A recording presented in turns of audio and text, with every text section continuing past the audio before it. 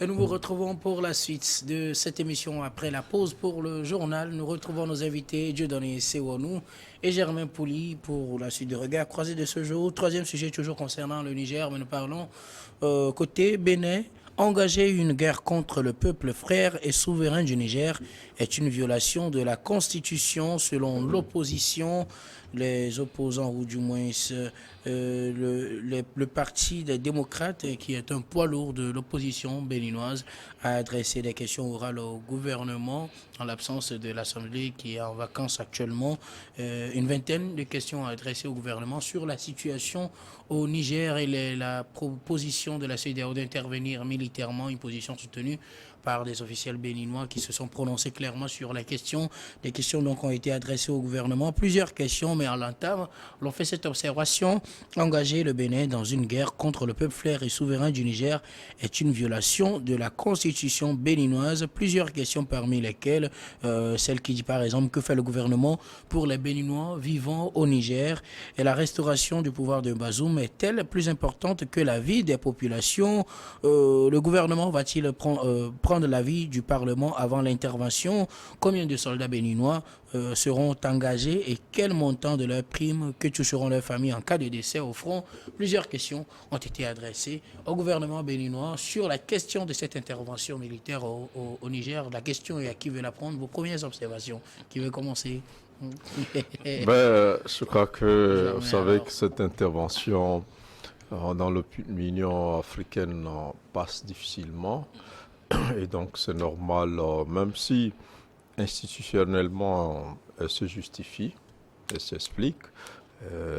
La CEDEAO veut arrêter les coups d'État et elle pense que si les militaires au Niger ne rendent pas le pouvoir, il faut les y contraindre. Donc il faut pas exclure une action militaire et c'est pas avec le coup d'État du Niger que cette option a été prise depuis donc 2022.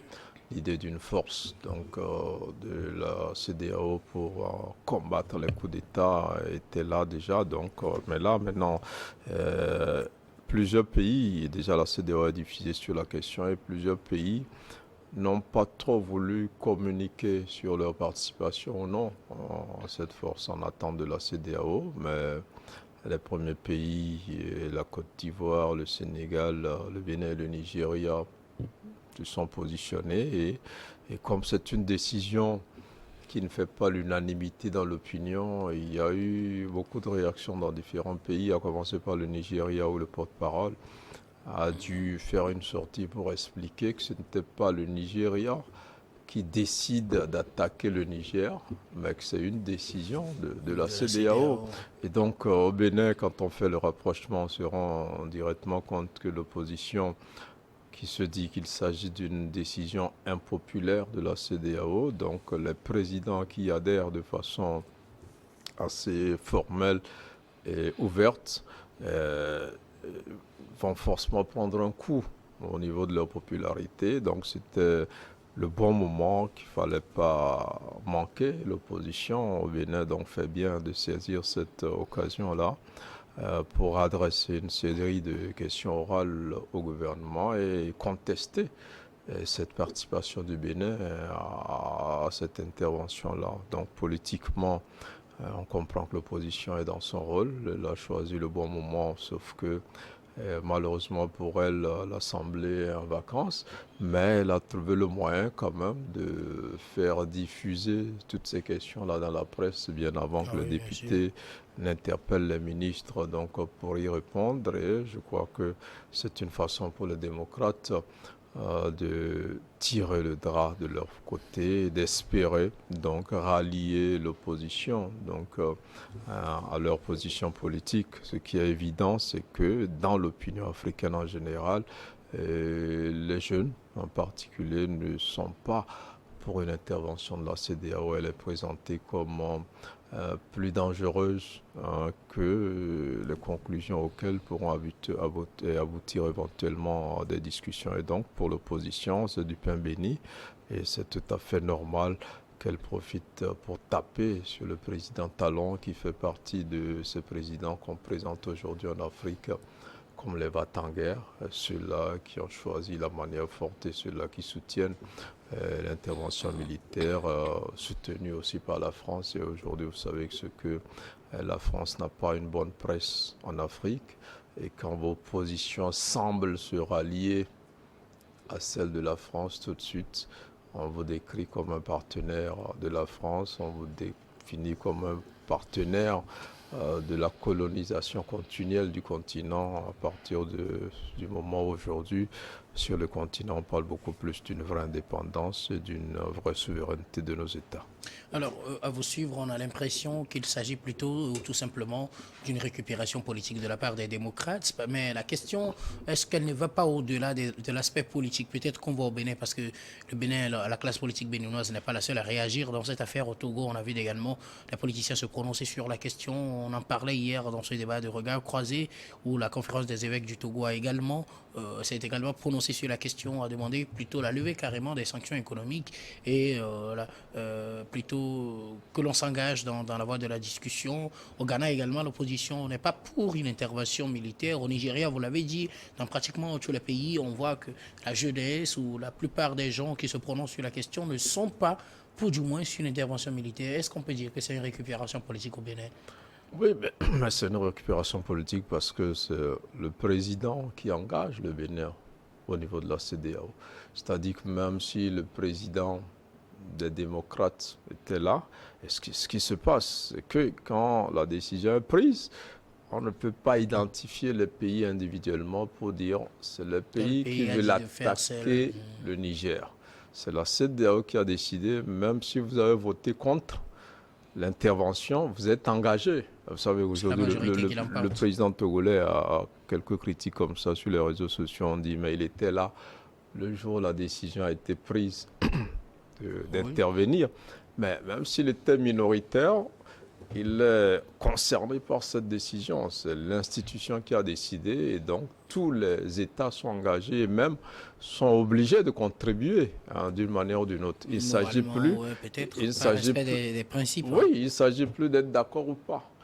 Même si dans des discussions vous dites on n'est pas d'accord, si la majorité dit on est d'accord, vous êtes obligé, même si après il faut faire des gymnastiques pour dire bon, essayez de faire un peu comme le Togo fait, de tracer une autre voie, malgré le choix collectif qui a été fait, donc d'intervenir militairement. Donc après, je dis c'est une récupération tout simplement parce que c'est une décision de la CEDEAO. Peut-être que Talon probablement fait partie des présidents qui ont voté pour l'intervention, parce que la preuve ouvertement, il a accepté d'envoyer un contingent béninois, ce que les autres pays n'ont pas encore déclaré. Et avant lui, il y a eu le président ivoirien qui avait pratiquement répondu à toutes les questions dont parle l'opposition béninoise. Il avait expliqué comment les militaires seraient traités par rapport à cette intervention. Je pense que du côté du Bénin, on a envie que Talon s'exprime un peu comme Ouattara l'a fait dès le retour, donc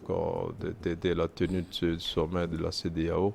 Et donc, c'est une récupération politique, mais comme je le disais, c'est du pain béni quand même, parce que quand un président prend une décision impopulaire sur le plan national, si l'opposition dort, c'est vraiment une occasion qu'elle a manqué pour rebondir et donc c'est tout à fait logique que les démocrates, surfant sur cette vague-là de refus de cette intervention-là, posent les questions qui gênent au gouvernement et on espère que le gouvernement béninois pourra apporter des réponses à l'Assemblée nationale. Dieudonné, c'est nous les mêmes questions, c'est des questions qui sont posées un peu partout, des questions évidentes que l'on se pose face à cette décision prise par la CEDEAO d'intervenir militairement au Niger. L'opposition adresse des questions orales au gouvernement et surtout, l'une des questions aussi que je voudrais que vous nous aidiez à analyser, c'est celle qui concerne cette volonté manifeste de la CEDEAO de mettre fin au coup d'État militaire quand on sait que la même CEDEAO n'a pas vraiment eu la même attitude face aux autres formes de coup d'État. Les Béninois parlent essentiellement des coups d'État institutionnels. Bien évidemment. Écoutez, Guillaume, la position de l'opposition béninoise aujourd'hui sur cette question d'intervention militaire au Niger est la même, je crois, de toutes les oppositions africaine. D'accord. Sur un point, au moins, aujourd'hui, on peut parler de ce commun accord que la classe d'opposition africaine partage, notamment au sujet de cette intervention armée sur le sol nigérien.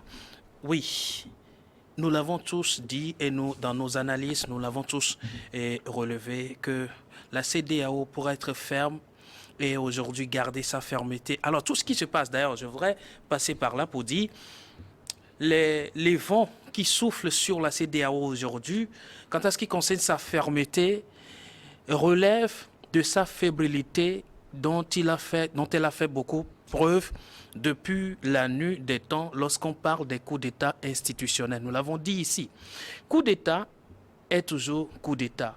Que ce soit institutionnel ou militaire, en soi, cela désorganise le système mis en place pour ramener une nouvelle donne à dessein ou alors dans l'intérêt d'un individu ou alors d'un groupe d'individus. Malheureusement, de tels actes sont commis sur le continent et la CEDEAO n'a pas daigné condamner, voire même utiliser la pression pour un retour à l'ordre constitutionnel selon l'esprit de l'Occident. Alors, si ça, on peut l'accepter, coup d'État de bic, coup d'État, comment dirais-je, de verbe, et tout cela, on peut l'accepter sur le continent, mais quand il y a un coup d'État militaire et que des enjeux importants des autres ou de certaines puissances sont donc touchés, c'est en ce moment qu'il faut mettre la pression et aller au-delà même du raisonnable.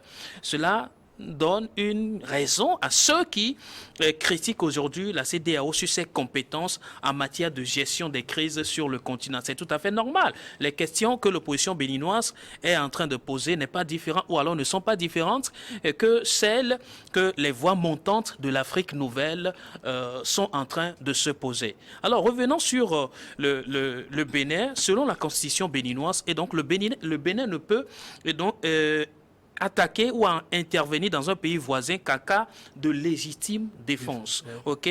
Ou si cela est donc autorisé par la résolution du Conseil de sécurité de l'ONU.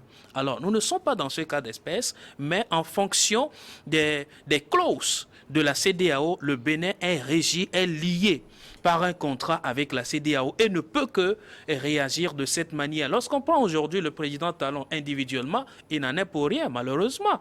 Mais parce que la CEDEAO n'est pas arrivée à s'imposer en matière de décision et le respect de l'institution, ce qui fait que lorsqu'on prend l'ensemble là aujourd'hui, c'est comme je ne dirais pas un coquille qui manque de substance, mais tout le monde peut essayer de faire comme il l'entend. Combien sont prêts aujourd'hui à respecter les consignes d'intervention militaire de la CEDEAO? Ils sont au nombre de 15 de ces États-là. Mais dans ces 15-là, on ne voit que 4 fondamentalement qui sont au front. En réalité, les 15 devraient parler plutôt une même voix. Mais les 15 ne parlent pas une même voix. Pourquoi? À la base, il y a quelque chose qui ne se passe pas bien. Ce n'est pas maintenant qu'il faut survoler. Parmi ces 15-là, il y en a qui ne sont plus vraiment membres. Hein. Il y a le Burkina, oui, il y a le Burkina, la Guinée plutôt, le Mali. Donc le Niger aussi, donc ça fait 4 de moins déjà. Il restait 11 et bien sûr ces 11, il y a quelques-uns aussi qui n'approuvent pas forcément cette décision-là de la CEDEAO. Mais comme peut-être, comme vous l'avez, Germain l'a souligné, c'est la majorité qui l'a emporté et donc on dit que c'est la CEDEAO qui a décidé. Voilà, et malheureusement, c'est là où on en est aujourd'hui. Ça voudrait dire que la CEDEAO n'a pas su consolider ses bases fondamentales. Elle n'a pas su consolider ses bases pour parler et tenir un langage incontesté. Ça veut dire que la CEDEAO reste aujourd'hui une institution que tout le monde ou alors ses membres peuvent kikiner. Oui, l'opposition peut réagir. Vous parliez tantôt d'une récupération, Germain parlait tantôt d'une récupération politique. Je dis bien, c'est de bonne guerre. Si l'opposition est là et ne peut pas se prononcer sur des sujets d'intérêt public, je pense que cette opposition n'a pas sa raison d'être. Donc l'opposition béninoise a choisi d'ailleurs le bon moment pour pouvoir réagir sur des questions d'actualité, notamment celles d'ailleurs qui pénalisent le pays entier. N'oubliez pas, les sanctions de la CEDEAO aujourd'hui sur le Niger causent un véritable dommage au Bénin. À la frontière, vous allez voir, près de, je crois, 1400 1400 camions qui sont stationnés là-bas et qui sont là. Près de 6000, non, c'est 6000, non, 14 000 camions qui sont stationnés. Près de 6 000 camionneurs sont là dans la bourse dans des conditions pas possibles. Qui sont ces gens-là? Ce sont des Béninois, ce sont des Nigériens et l'économie du Bénin est donc touchée en fonction de ces sanctions qui sont imposées. Alors, si l'opposition est là et regarde tout ça là, au nom de quoi? Au nom de la CEDEAO, et la CEDEAO que tout le monde a tendance aujourd'hui à étiqueter d'une porteuse de messages d'une puissance qu'on ne voit pas très de près. Alors, il y a de quoi qu'on s'indigne et qu'on dise, alors, dites-nous, faites-nous les comptes, il y a lieu de rejeter cette proposition, cette décision, même si ce que l'opposition est en train de dire ne peut rien changer sur les décisions de la CEDEAO. Même si le Bénin change, la décision de la CEDEAO n'a pas changé parce que unie par un lien institutionnel, rien ne pourra changer. Mais toutefois, il faut quand même que l'opposition fasse entendre sa voix, comme cela a été le cas aussi au Togo, et aussi le Parlement togolais est sorti, est monté au créneau pour dire nous ne sommes pas pour une intervention militaire, mais nous préférons plutôt une négociation, un dialogue.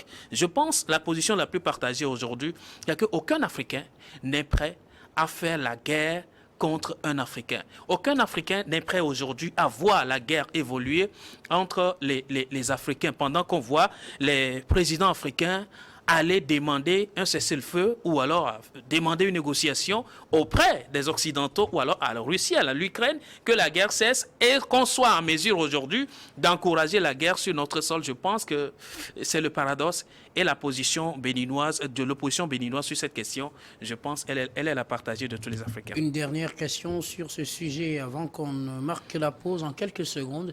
Est-ce que ces positions de l'opposition béninoise, des politiques béninois, togolais, ghanéens, nigériens, ainsi de suite, ces positions peuvent-elles changer quelque chose dans la décision de la CEDEAO ou bien c'est à elle-même de décider si elle veut changer ou pas? Germain. Ouais, ces positions vont sans doute faire changer quelque chose. Vous savez que la CEDEAO, de plus en plus, les gens la décrivent comme un syndicat de chefs d'État. On oublie que ces chefs d'État représentent des pays et dépendent des intérêts de ces pays. Et on l'a dit pendant longtemps, on a vu des opposants qui le disaient une fois devenus chefs d'État, ils se sont retrouvés dans ce prétendu syndicat qu'on a décrit comme tel en tout cas. Mais je crois qu'aujourd'hui, nous sommes en face de décisions impopulaires. Et quand vous voyez ce qui se passe sur les réseaux sociaux, vous voyez que l'opinion l'exprime assez clairement et les politiques ne peuvent pas ne pas tenir compte de ça. C'est vrai que quand on parle d'intervention, l'intervention est légitime. Parce que même ceux qui ont fait le coup d'État, même s'ils essaient de le justifier, même si par des artifices, ils essaient de mettre le peuple dans la rue pour les aduler, on sait que le coup d'État en lui-même est condamnable. Ce n'est pas la meilleure façon d'arriver au pouvoir. Mais malheureusement, ces coups d'État ont réussi à s'expliquer par une sorte de libération de l'Afrique du joug colonial permanent. Et donc, sous cet angle-là, aujourd'hui, toutes les décisions qui s'opposent un peu à ces coups d'État ou à la volonté qui est derrière ces coups d'État-là, tout de suite, on vous dit, vous roulez pour le colon, vous roulez pour maintenir dans le pays. Et donc, je crois que ces réactions-là ne vont pas laisser les dirigeants insensibles, surtout que dans certains pays très tôt, comme le Togo, les dirigeants ont eu l'honnêteté de dire assez clairement qu'ils n'étaient pas partants. Avec la pression donc des opinions nationales, je crois que la majorité de ceux-là qui étaient pour l'intervention vont revoir leur fusil d'épaule et privilégier le dialogue. Merci beaucoup à vous. Nous allons marquer la pause et on vous retrouve pour la dernière partie de cette émission.